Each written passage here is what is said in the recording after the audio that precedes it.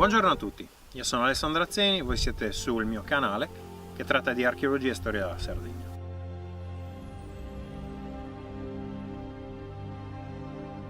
Oggi siamo nella tomba dei giganti detta di São Messorco di Siti. Siamo praticamente nella Sardegna centrale, vicini alla zona della cosiddetta Trecenta. Praticamente questa tomba ciclopica risale alla media età del bronzo, siamo intorno al 1500-1400 a.C. Come potete vedere la tomba è fatta nella tipologia a filari e è fatta in materiale basaltico. Infatti ci troviamo in una delle cosiddette giare, questi plateau basaltici che costellano la Sardegna, che sono caratteristici del paesaggio sardo.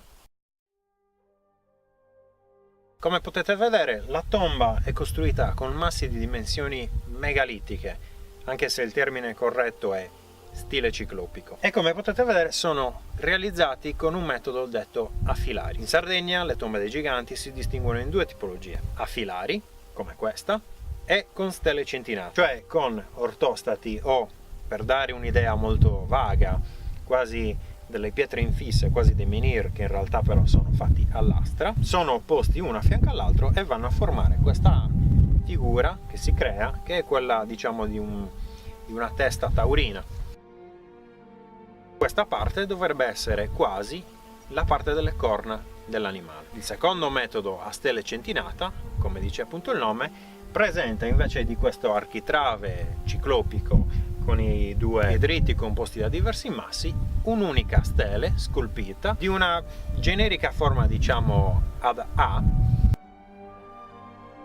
Presenta un foro alla base e l'ingresso simile a questo ma molto più piccolo.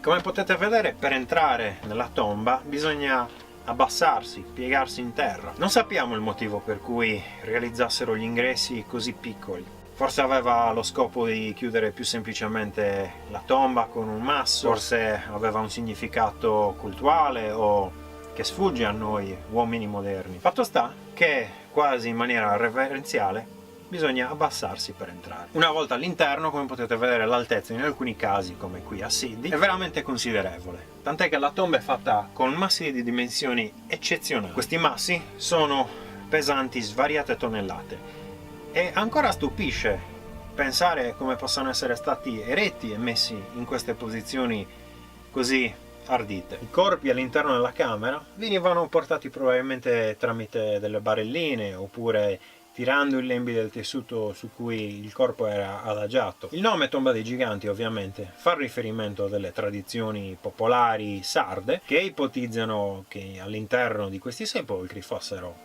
deposti scheletri giganteschi. In realtà, da quello che sappiamo dei dati archeologici, in questi monumenti venivano sepolte semplicemente più persone. Questa è la motivazione per cui le camere erano così lunghe, perché erano appunto adibite a contenere più corpi. È una cosa che tra l'altro si osserva anche in altri sepolcri di altre regioni d'Europa. Io ad esempio penso ai Lombardo inglesi, e come in queste regioni la camera era adibita appunto a sepolture multiple.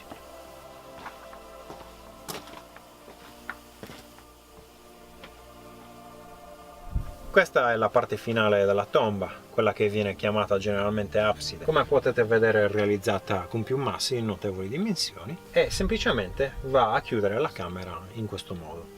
Talvolta ha una forma quasi, diciamo, semicircolare, altre volte invece termina in questo modo rettilineo, come se fosse appunto una camera rettangolare. La camera stessa in realtà può avere diverse forme. Può essere a chiusura, diciamo, ogivale, sezione ogivale, oppure piatta bandata. In realtà il termine piatta bandato non è perfettamente esatto, ma si preferisce usare ad esempio il termine a lastre contigue.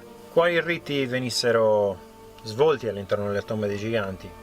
Non possiamo saperlo.